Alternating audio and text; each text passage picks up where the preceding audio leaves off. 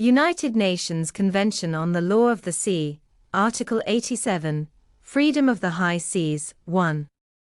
The high seas are open to all states, whether coastal or landlocked.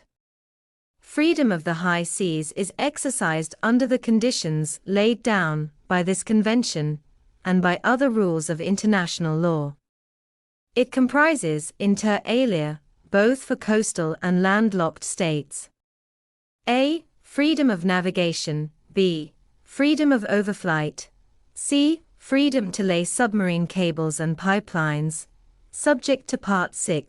D. Freedom to construct artificial islands and other installations permitted under international law, subject to Part VI. E.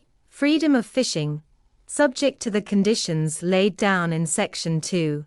F. Freedom of scientific research, subject to Parts 6 and 13. 2. These freedoms shall be exercised by all states with due regard for the interests of other states in their exercise of the freedom of the high seas, and also with due regard for the rights under this convention with respect to activities in the area.